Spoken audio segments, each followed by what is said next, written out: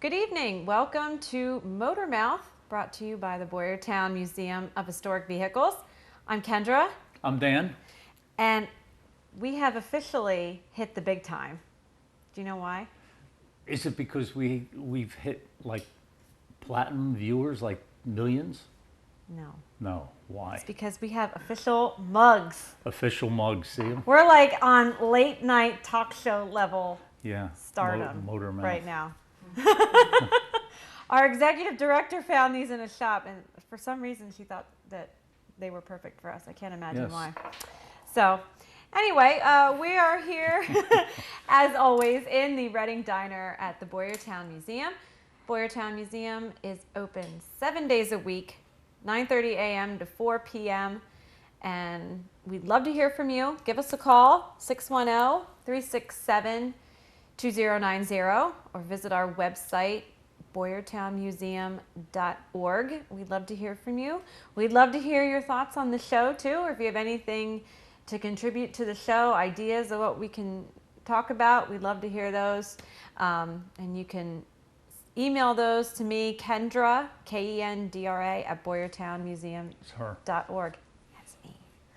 So we love to hear all your feedback about the show. We like hearing from all you folks. So really, the biggest thing coming up here at the museum is going to be our second annual food truck fair.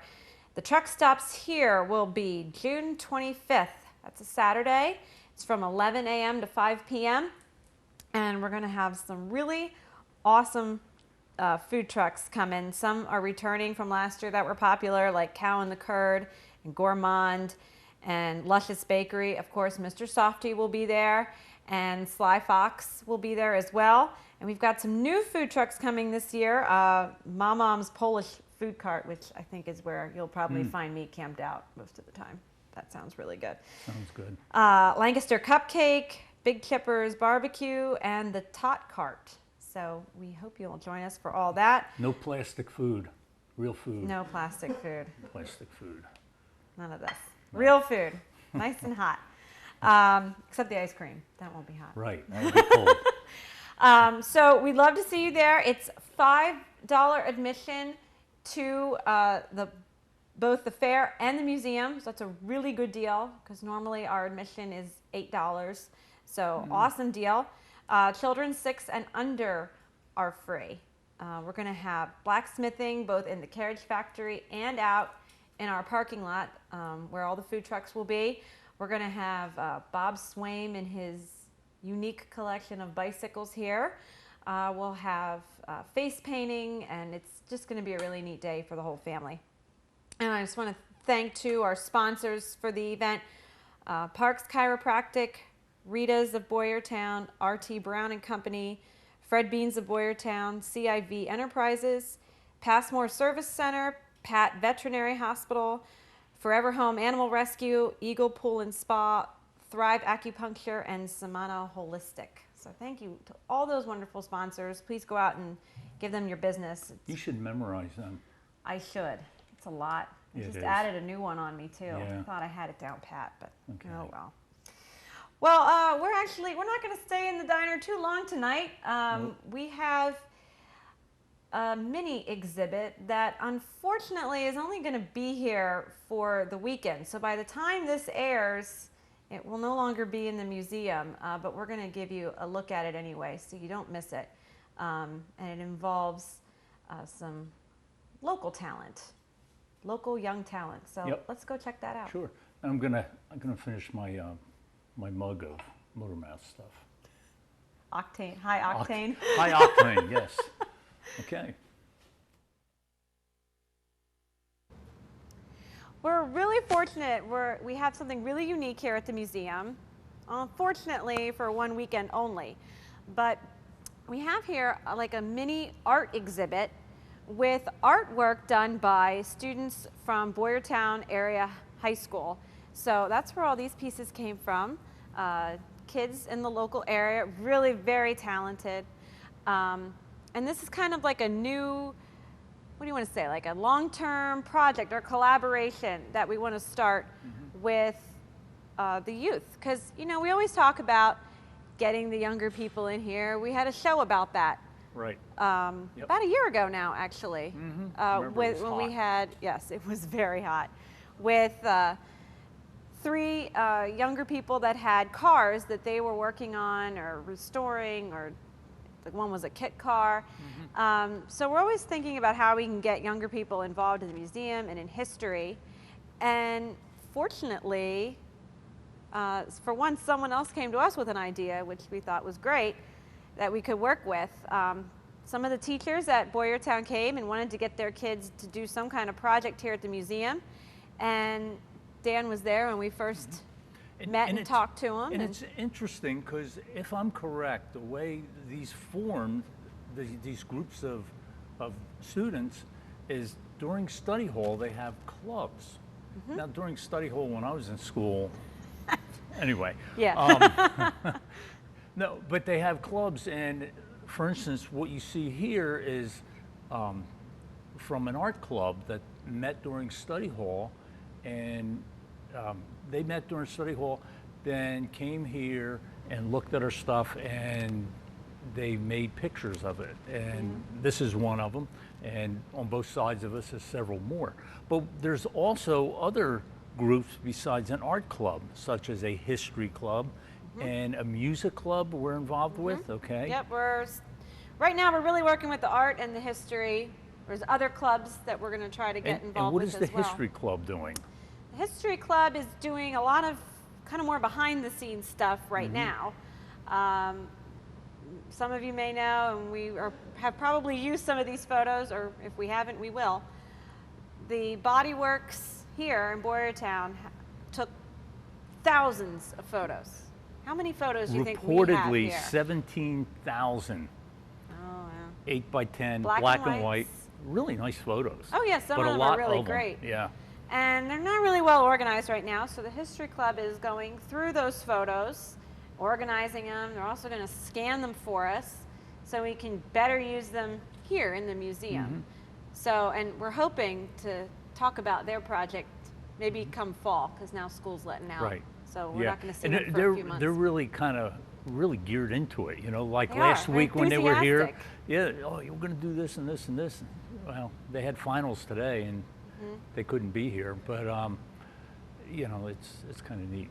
So And you know, now with the art students, you know, their work was a little more in front of the camera, really, Yeah. what they're doing. And they wanted to have like an art show here, so they could put their pieces along with all the inspiration that they drew from our gallery. And unfortunately, it's going to be down by the time this airs. You know, it's not able to stay here too long because graduation is fast approaching. But we wanted to be able to give you guys a peek at what they did here.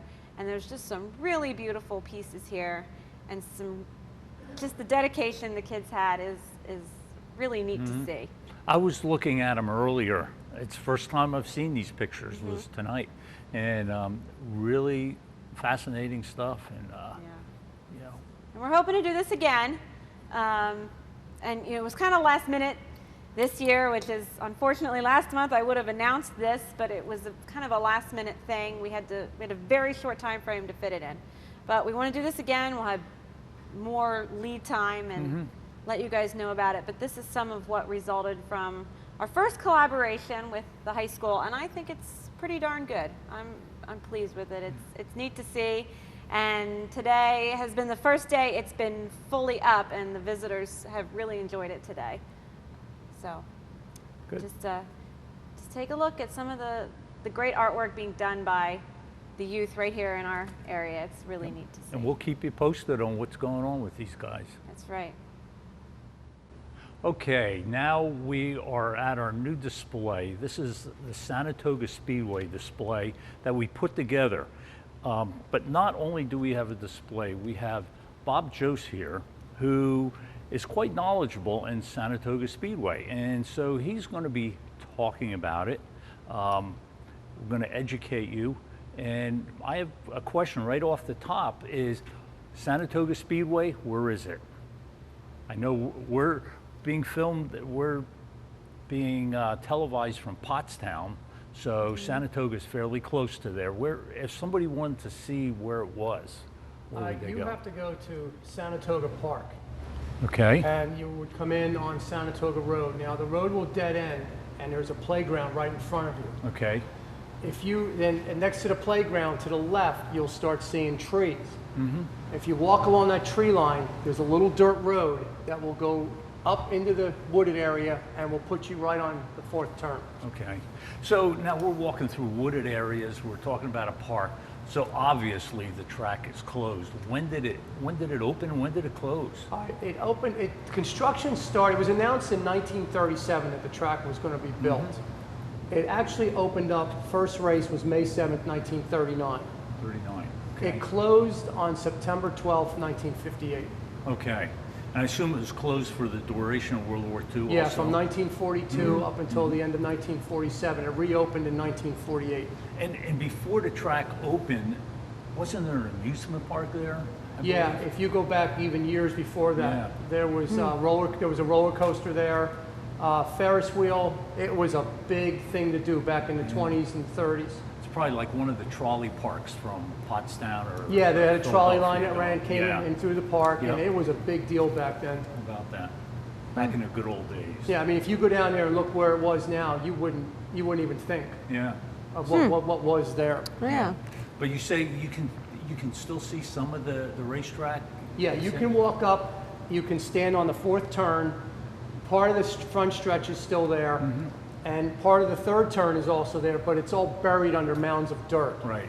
Now, if you walk back behind the third turn area, you can still see the posts all lined up where they were going to build the drag strip in 1958. Okay. But it closed before they built it, I guess. They were all set to lay the macadam down, and Marshman just turned around and walked away from it, and Oh. that was it. Okay. Well, now you mentioned Marshman. Was he the one who founded the track back in the 30s? No, it was founded by three gentlemen, names of John Sweetwood, Nick Pellicati, and Ed Mall. Okay. Mall. Okay. There used to be a race driver or a race car with Mall Brothers, I think. Any relation? I don't know. I've never Okay. come across on that Okay, before. ignore that, people watching that. Okay, okay. So again, it opened back in the 30s. Was it a dirt track, a paved Yeah, track? when the track, this is a funny thing a lot of people don't know, is when they first opened the track, it was opened as a dirt track. It was a fifth of a mile dirt track. They ran the first race. By the end of the day, so much dirt was kicked up, it affected the cars. People in the grandstands were covered with it. A couple days later, in the Pottstown Mercury, there was an article in there, and it said, "We learned our lesson." And they went and paved the track. Wow. So they figured this, the owners probably figured we put all this money into it. Now we're going to pave it, which is much More money. But Right, but it paid off in the long run. Correct, yeah. It Yeah. became a much better facility after they paved it. okay.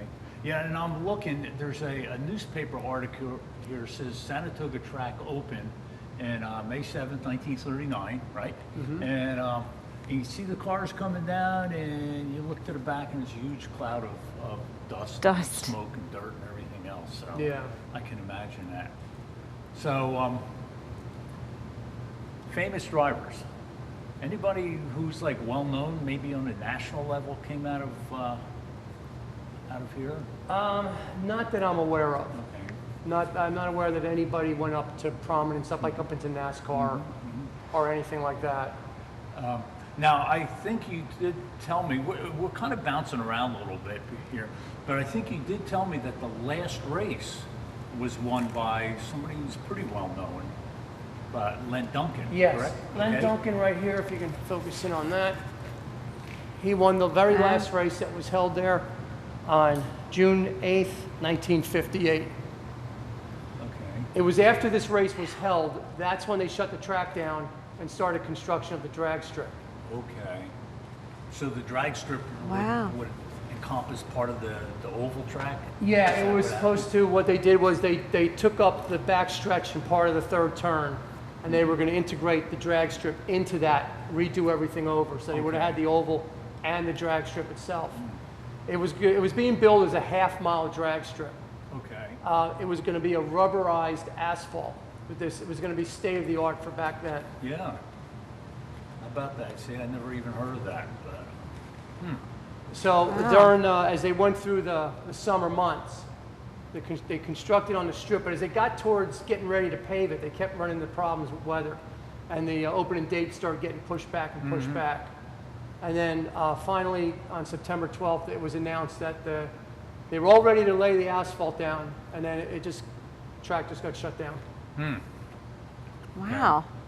So close. yeah. Yeah, now a lot of, there were so many theories as to why this happened, but I talked with George Marshman, who was the promoter at the time, Right. with his son-in-law, Dick Heiss. Now, Dick was a track announcer at Saratoga and at Hatfield.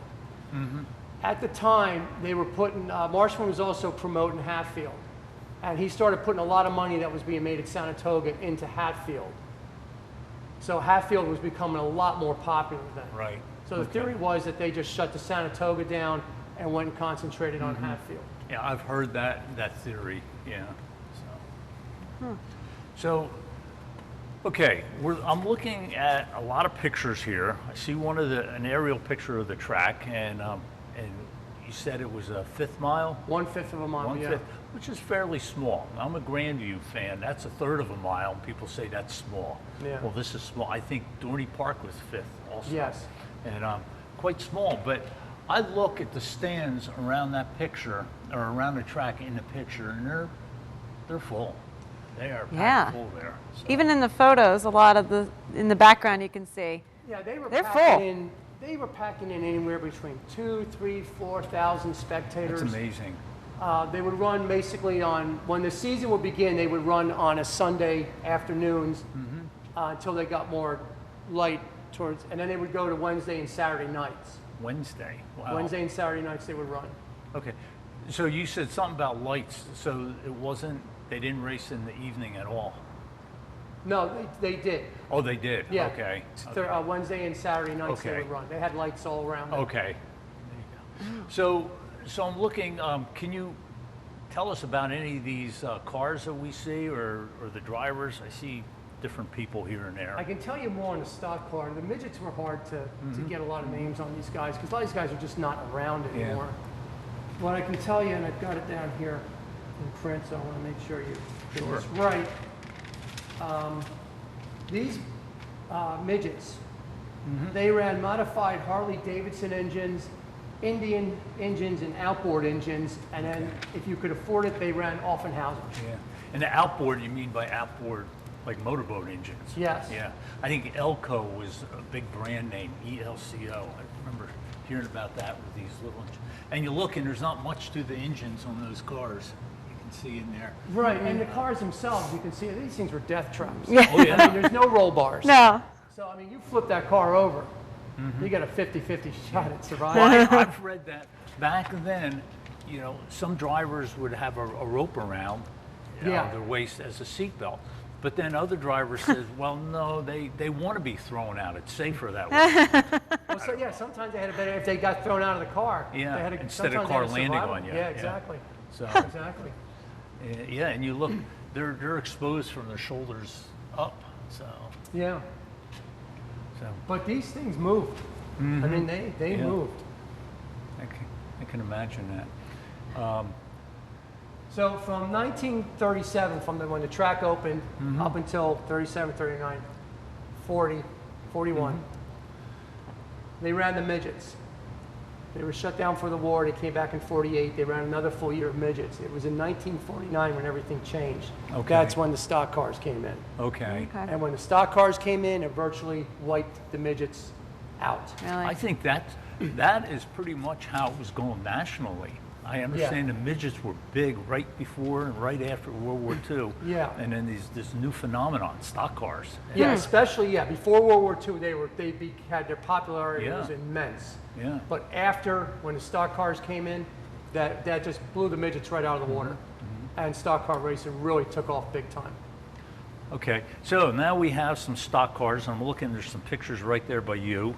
Kind of small, but tell us a few things about the stock cars there. Well, a lot of the cars were from leftover you know, you're looking at a lot of cars, 37, 38, 39, 40 models. Right. Once they got out of World War II, people wanted new cars. So a lot of these cars were heading to the junkyards. Right. And that's where these guys were pulling these cars out of. They were pulling out of the junkyards. They were basically running V8 flatheads, Okay. Ford flathead motors. And that's what they would go. They would put a lousy makeshift roll cage inside. They would have belts, you know, a belt as a seat belt. And a lot of the safety stuff that was coming along was probably World War II surplus. Yeah. You know, like probably the helmets and the seat belts and stuff. Oh, you can look at, now if you look at this picture right here of Mike Joseph. Okay. Okay, now he was the very first point champion for Saratoga in 39. You look at that helmet, that was practically paper mache. Yeah. Or they would probably get into a leather helmet then. Right. Which wasn't protecting them for No. anything, but that's what they had back then. So, but the stock cars though, you said a lot of them were basically ones that made it through the war, but people now had new cars, and so their old ones just got put out in South 40. Yeah, because during the World War, now they had a lot of rationing. You know, they weren't making cars. So once they got out, people clamored for new vehicles. And this was the perfect vehicle to have for racing the stock cars. Yeah. And you can see in some of the pictures, they would strip the fenders off them. They ran the very skinny tires, whatever they could do to make the car lighter. Were the fenders stripped off, or were they ripped off with accidents? It could have been both ways. So, no, seriously, some of them would take them off, and some of the wrecks they would get in would just rip these cars apart. Yeah. Wow. And a lot of these guys would take them back to the garage, rebuild it, and then get it ready for the next race. And you figured all the parts in them probably just came from a junkyard. Yeah. Whereas now, you know, a race car, even the entry-level race cars, you know, wow, most of that stuff is store-bought. Right. And I talked with a driver, Red Lesher, who, and he told me he Okay. used to go to the gas stations and buy used tires. He gave them like you know, $3, $4, $5 a piece. Wow. And those are the kind of tires they would run. Yeah. They weren't going out and buying anything new. How about that? Yeah, we're only going to be driving. You Oh, know, we're going to a few crash it miles. anyway. Yeah. Yeah, exactly. And they didn't need to tread. You know, you didn't need to tread just as long as you had rubber on the pavement. Exactly. So, yeah.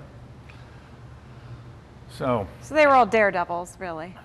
they were. These guys were out there having, Yeah. having the time of their lives is what they were doing. Now Yeah. you've talked to former drivers and such. Yes. You mentioned Red Lesher. I've heard of him. I've talked to Red Lesher. I talked with Mose Moore. Mose Moore was running one of the most popular drivers at yeah. that track. He was the driver you love to hate. Yes, I've heard a lot about him. Mose could win a race and would get the checkered flag and drive around the track. And people would be booing him and thumbing him down, and Mose would be coming around and flipping him off.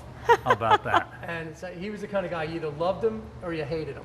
I've heard stories about him, you know, intentionally wrecking other drivers and this and that. And he was a rough character. He was, but he was a hell of a driver. He was But a very good driver. He's very good, and understand he had a brother who was probably just as good. Yes, Harry Moore. Yeah. Harry was a good driver, but Yeah. Harry was more of a respectable driver than Mose was. Yeah. Harry was a lot more well-liked. But the promoter probably liked it too. They like a little bit of controversy. Oh, yeah, Yeah. yeah, that would draw the fans in. Oh, yeah. I know at one night, and I can't remember the year, they had 9,000 people at that track. Wow. Oh my gosh.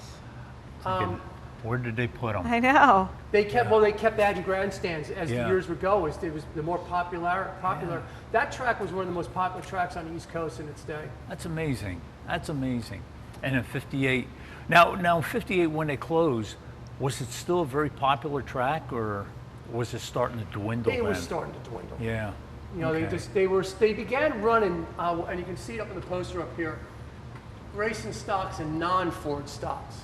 So they'd be Okay. running Chevys and Dodges and cars like that. But in its heyday, they were basically all Fords.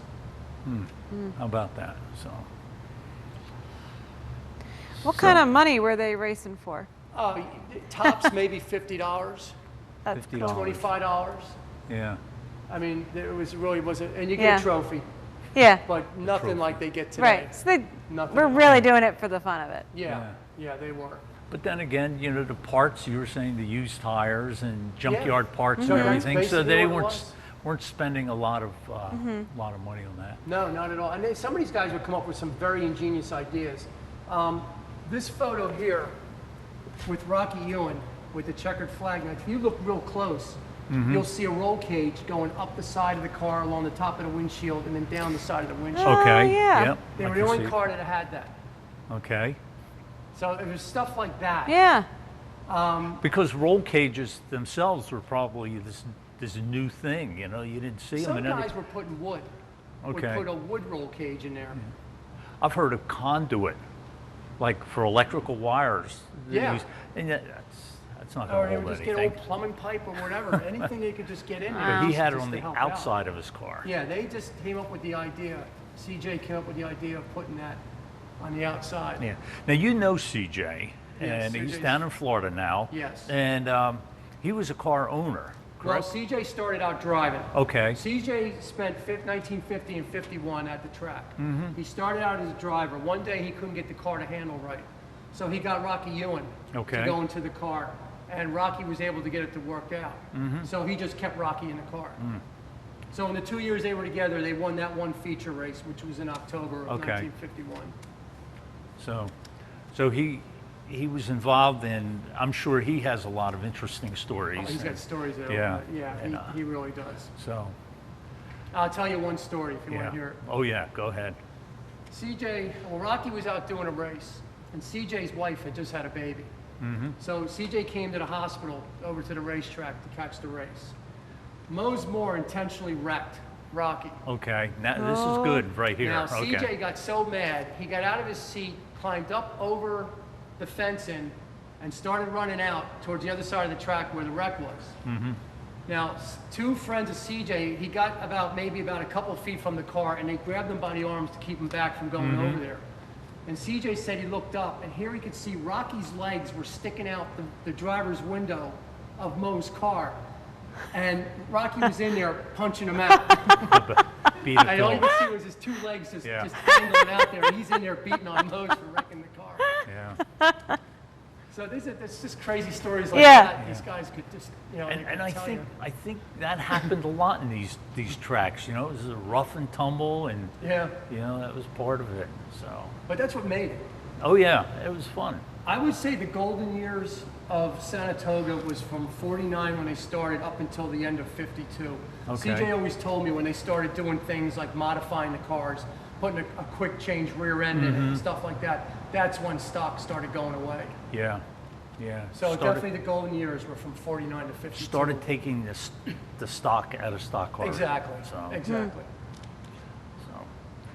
Yeah, and for you viewers out here, we have this display, and you can feel free to come to visit and take a look at it. And There's a some- ton of photos yeah, a ton in of here. photos here. And I'm going to give you Thanks even to more. Bob. And, Yes, thank you, Bob, because this is all here because of you, and we appreciate that. No, you're welcome. It's my pleasure to do it We, for you. we have found out, and talking to Bob only kind of strengthens this thought, but there's a lot of local racing history around here. I mean, a lot. And we were talking before the show started about the tracks that are, we'll say, within 30 miles, and we just rattled off a whole bunch of them. And you know, there's a lot of former drivers, maybe Saratoga. I mean, we're talking 55 years now, but you know, there's tracks that closed not quite that far back, and there's drivers from that. A lot of interesting stuff, and people have collections of stuff. So, you know, who knows? We could be doing this maybe every show. Yeah, it's like I said to you earlier, you know, in order to keep the history of this alive, you got to be willing to share, which Right. is what I've done with you guys. I know people that have a lot of this stuff and they sit on it, and it's just not going to keep the history alive. I've heard too many stories where race drivers have had memorabilia and they've passed, and their family just had no interest in it, and a lot of it just went out in Toss the it. trash. Yeah. And that's a shame. Yeah, it happens a lot, Yeah. unfortunately. I have to ask something too. There's a poster down here that says, well, it has two things on it that I noted. Buses from Pottstown. And it also has drive-in theater. there was a drive-in theater part of this complex as well, or Where'd you see this at? on this Oh, post? this one down Yep, here? Yeah, every Sunday and Thursday. and a evening. roller skating rink too. Yeah, that was all part of the park too. Okay. Yeah, they had a roller skating rink for the park, yeah. They used to also pull off demolition derbies. Marshman okay. was a great promoter. He promoted Saratoga, he promoted Hatfield. They even raced down at Philadelphia Municipal Stadium in 1952. Okay. So he would pull in demolition derbies. They had, I think, believe it was 1954. They had a demolition derby with a tank. I assume the tank won. Yeah. Tank one, yeah. Well, you said about him being a promoter. I heard a story about Saratoga, and they have wooden fences around the exterior of it, and I guess in the backstretch, the wood wasn't like real strong. So if a car ran into it, the wood would go flying, and that was just part of the show. Well, you it was a know, collapsible fence. Yeah.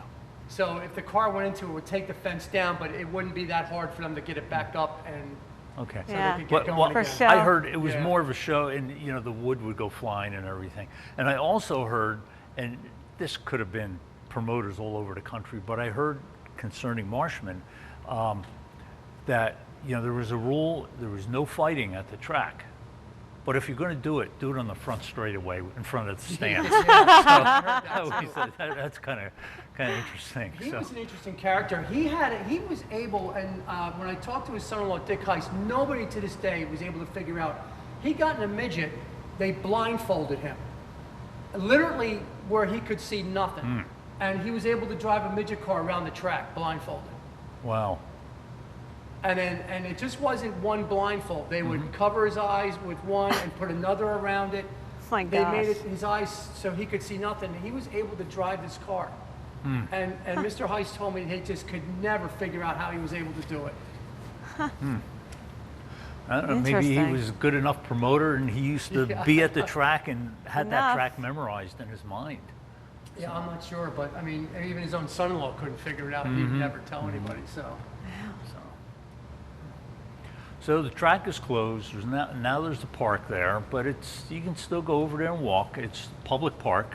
Yeah. So And if you want to go see what's left of the track, the best time to really go there is in the wintertime when all the foliage is down. Because right now it's no bugs.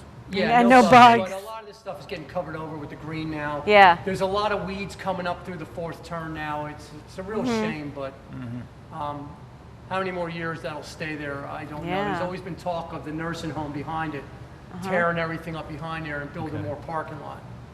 So it hasn't happened yet, but it could happen someday. Anytime.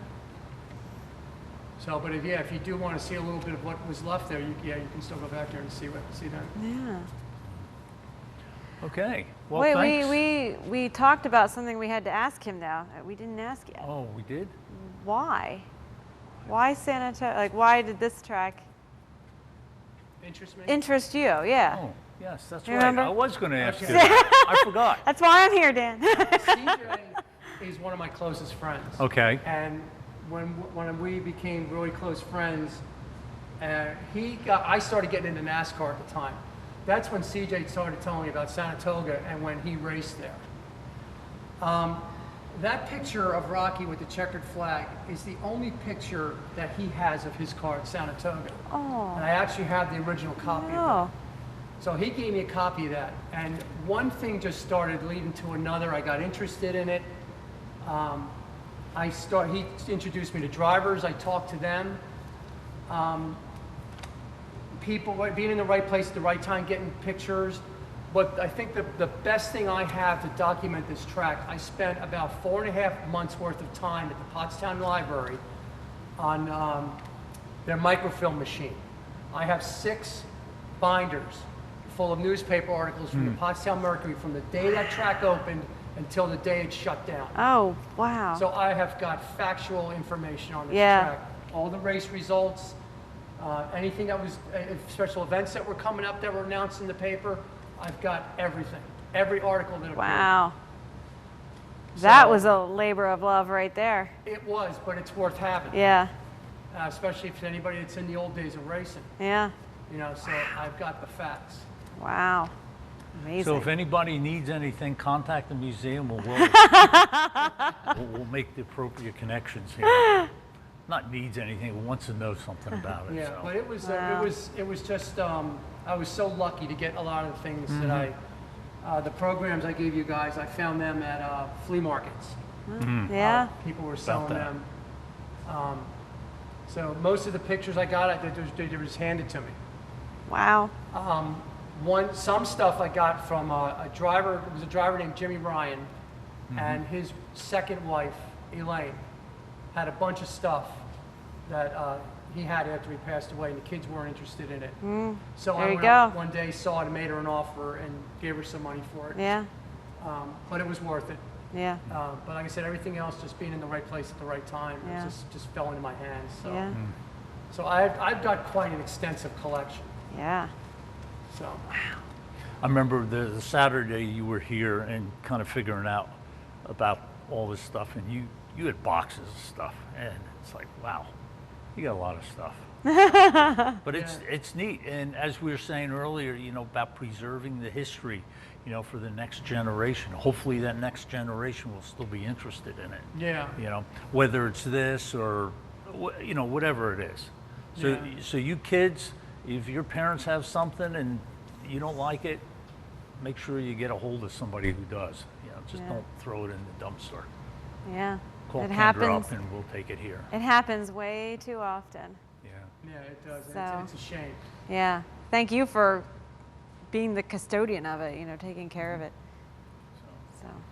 Okay. Well, thanks again, My pleasure. Bob. My And pleasure. I'm glad that you appreciate guys did it. a great job on this. I'm very happy with what you did with it all. We had fun with it. It was fantastic. it was fun Outrageous. just looking at the pictures, and so you all have to come in and take a good look at all these pictures here. There's a lot of neat stuff to look at. Every month on this show, we do something about World War II, celebrating or honoring's a better word, Honoring. the 75th anniversary of the United States entering World War II. And I've been giving the talk every month since the beginning of the year. I needed a break. I'm tuckered out. So I asked Kendra to do something. But this is a display we just put in commission the last couple Yep. months. And so I figured, well, the timing's good too. Yeah. So Kendra, take it away. All right.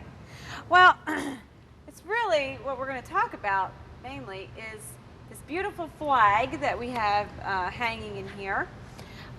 This is the Army-Navy E-Award flag. And, well, we'll get to why it's here in a second, but let's go back a little bit. This award actually predates World War II, technically. The award started in 1906, and it was a Navy award. It was called the E-Pennant, and it awarded excellence in gunnery, which they later expanded to be engineering and communications as well. Now, right before Pearl Harbor, the Navy would give this award to the firms that produced excellent ships, weapons, or equipment for the Navy. After Pearl Harbor, the Army and Navy joined together and combined it into an Army-Navy E-Award for both plants and their employees. So that's the important part, is that it's also honoring employees, I think, looking at the history of it. So you'll see on your screen there like a government poster advertising the Army-Navy E-Award, and there's one of the flags.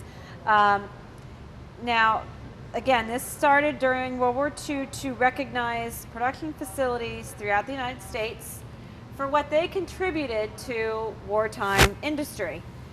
And when the program ended on December 5th, 1945, the War and Navy departments concluded that 4,283 production facilities earned the Army-Navy E-Award. How many was that again? How many? 4,000. 4,283. Now that sounds like a large number, but we have to remember that during World War II, pretty much everyone turned to wartime production. I was going to say that, That's a lot of and it's factories. amazing. And it's just another way the whole country was unified, supposedly unified, or seemingly unified, for this one cause. Yeah, and in reality, that number is only 4 to 5% of the war plants in the Wow. United States. Isn't that amazing? 4 to 5%. That's it. Of the war plants. In But- the United States. Okay. Wow. Okay. Yeah. So now this brings us to this flag. In that small percentage of winners was the Boyertown Auto Body Works. Yes. And this is the flag that the Boyertown Auto Body Works received as their award. Now let's go back to further before they earned this. In 1939, the Navy and Marine Corps selected the Body Works to design and build ambulances and mobile machine shops. So even before the bombing of Pearl Harbor, Boyertown was building trucks that they were thinking were going to be used in the Pacific Isles. They knew this was coming, really. So America's entry into World War II forced all industrial plants into wartime production, and Boyertown was no different. But of course, it seems like they're very different in the quality of work since they did get this award. So according to a joint Army-Navy statement released at the close of the program, this is what exactly the award is honoring. It's granted only to facilities which were particularly outstanding in production for the War and Navy departments. Excellence in quality and quantity of productions were two of the determining factors in granting awards. Others included, and there's a pretty decent list here, overcoming of production obstacles, a low rate of absenteeism, avoidance of work stoppages, maintenance of fair labor standards, training of additional labor forces, effective management, a good record on accidents, health, sanitation, and plant production, utilization of subcontracting facilities, cooperation between management and labor as it affected production, and the last one, conservation of critical and strategic materials. And that's interesting because it's not just about putting the product out of the door Yeah. to get, to be sent overseas or whatever, but half of them are directly involving the employees, Yeah. the workers Yeah. here on the floor. Yeah, I mean, it really is about not only, like you said, making a good product, but making sure your workers were being properly compensated, but also awarding, workers that low rate of absenteeism. I Yes. mean, yeah, a good work morale, really. So of course, the Body Works was honored by this presentation of the award, and the company's official remarks were, "We consider this rare and coveted citation a signal honor to our town and our firm, and a mark of distinction to the people whom we employ." And down here on the bottom of the case, we've got some of the photos from the award ceremony, which took place on May 24th, 1943. A parade and formal presentation of the award was held at the plant. Marine Colonel Fred Robillard presented the flag to the Body Works, and every worker was honored individually with an Army-Navy E-pin. We have 3 pins that, not necessarily for the Body Works here, but these are what they would have received. And 2 of our board members were kind enough to donate these to us for this exhibit. But we've also got, there's the invitation to the ceremony, a program book. There was a parade through town where they carried the flag at the front. I gotta ask you, how big was this parade? I mean, Boyertown yeah. now is Now you're what, gonna 5,000 people? stump me. And so I'm assuming, it was still a small town back in I'm not whenever. sure. I mean, there's a decent line of employees, but when I look at the photos, it looks like all the employees are marching. Right. I don't see photos of spectators sitting on the street watching. But It's kind of odd, actually, if you think about it. But yet they still had a Paraded. parade. Yeah. And we're not talking about some little side road here. We're talking Yeah. the main drag through town. Yeah. And it's a They big. had a drum and bugle big- corps come yeah. out and play, too. And so it's interesting. And as you said, you know, each employee got a pin, and they had a big ceremony. We have pictures. I don't know, are we showing the pictures? But Yep, lots okay, of pictures. of the ceremony where, you know, all the people are sitting here. I think where that ceremony is was pretty much where we're standing right now. Yeah, I can't tell. I actually. always, That's a good question. I always think the platform's like right against that wall. Yeah, what we're facing. Yeah, and so all the people would be sitting like where we're standing, Yeah. facing that way. It's cool. So- They had so many buildings. I can't tell which building it was, Yeah. but you could very well be right. I'm not sure. But yeah, I mean, this is just it was just a really neat honor for them. And now, just to let you know what they won the award for, like what they built here, they built 900 ambulances and 2,563 mobile units, which had so many different purposes. There was mobile machine shop, a mobile operating room, a mobile shoe repair unit, a mobile dental lab. I mean, everything you could imagine. And when you say mobile, basically what they were was a trailer. Yeah, and- sides flew up. Yeah, the sides, were, Open up. you know, 4 wheels at each, or 4 tires each corner, and the sides opened up. And they just didn't open up, but the sides were also the platform, and so it expanded everything Yes. large. And you just pull it behind your truck, and Yeah. that's it. And we have not found any of those trailers yet, unfortunately. We're still looking. There's probably a barn in Pottstown that has one. Yeah, so if you're the one that has that barn with the trailer in it. We do have an ambulance, which is one of very few remaining. That's on display here. So when they come and see the Sanatoga display, come and see our ambulance. And then you come around the Oh, corner about the here and look E-flag at the too, yes. E-flag. So now the flag, you may also notice as of now, has 4 stars on it.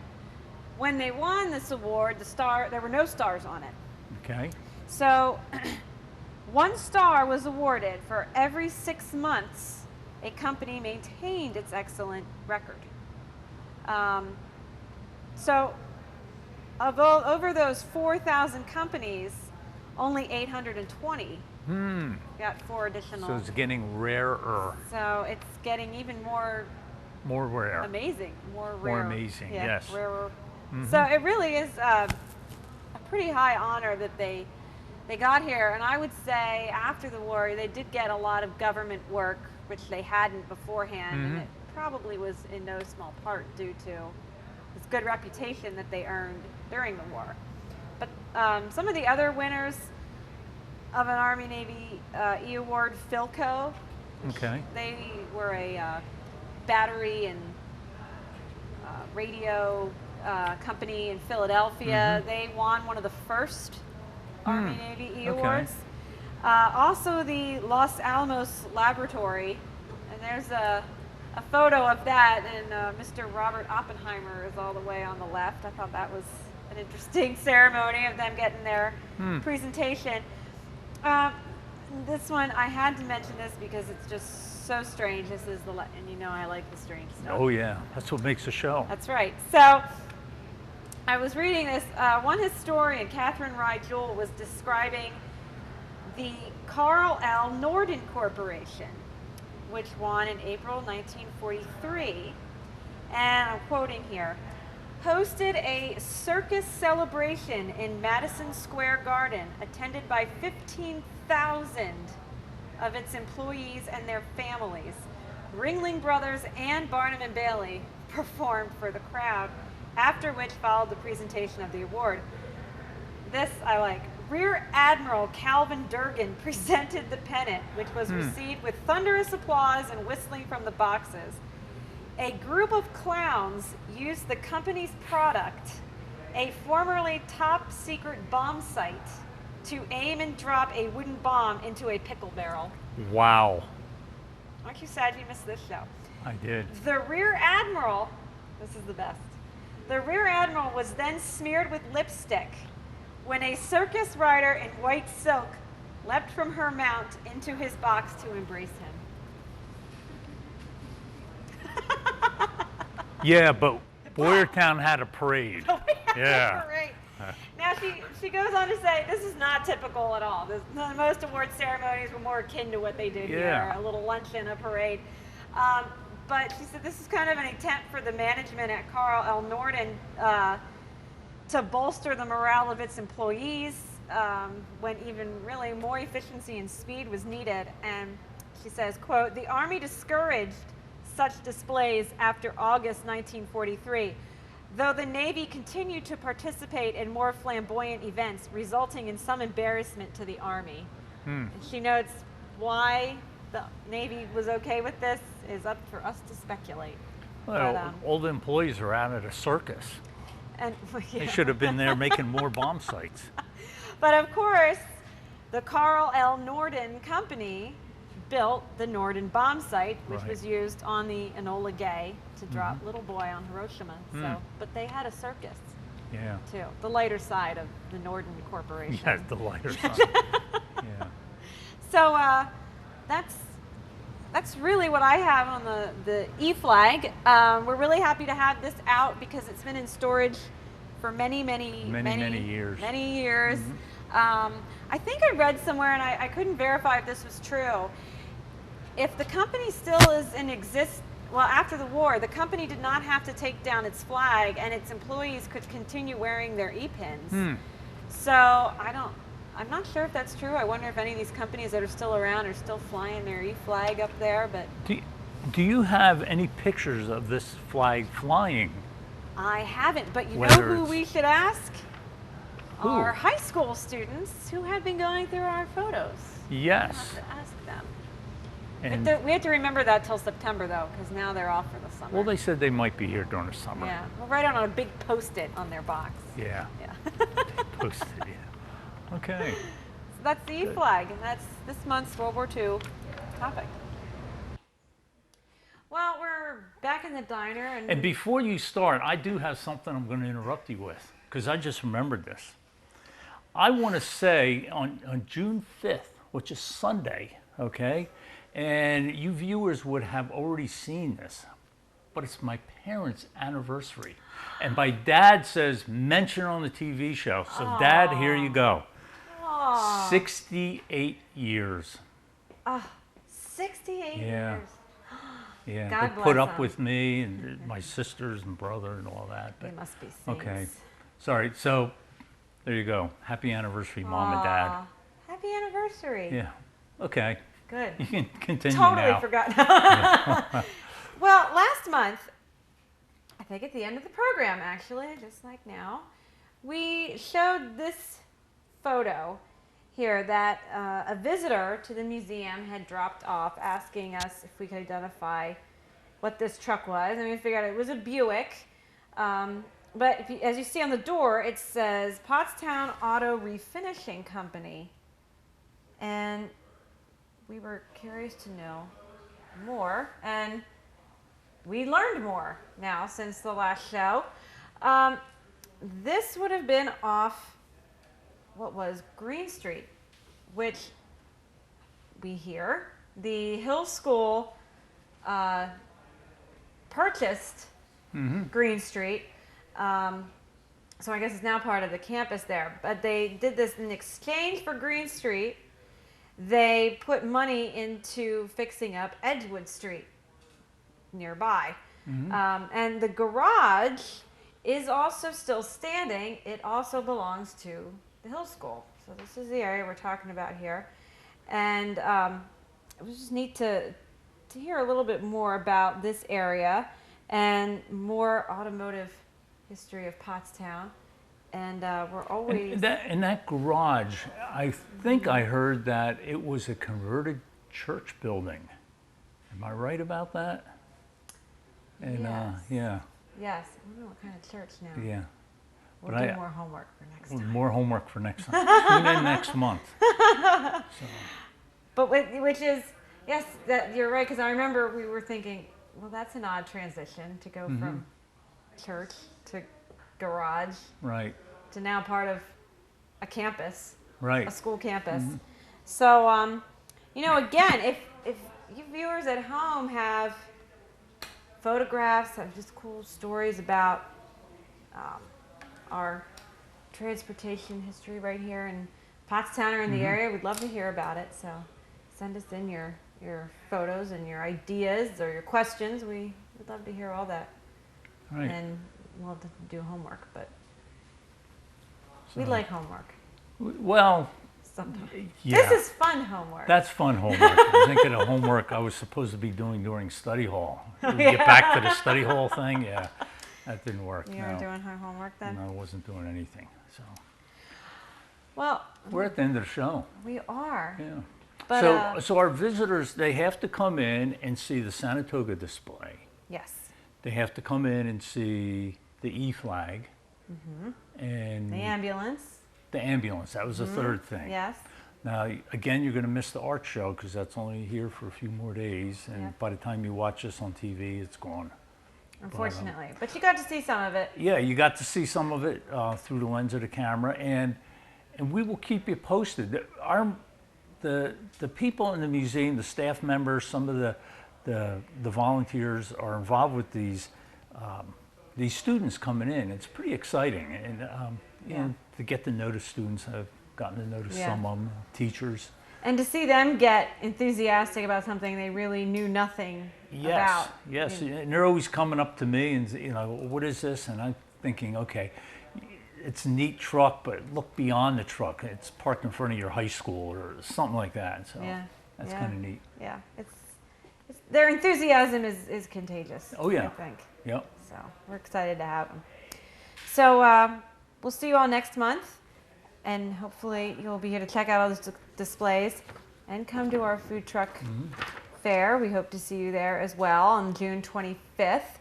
And that's a rain or shine event too. I should have noted earlier that our Oh, June really? 25th food truck fair, yep. Rain or shine. So if it's raining, Bring an umbrella. yeah, a poncho, your galoshes, whatever. So, and your appetites. So we hope to see you there. And until next month, have a good one. Bye.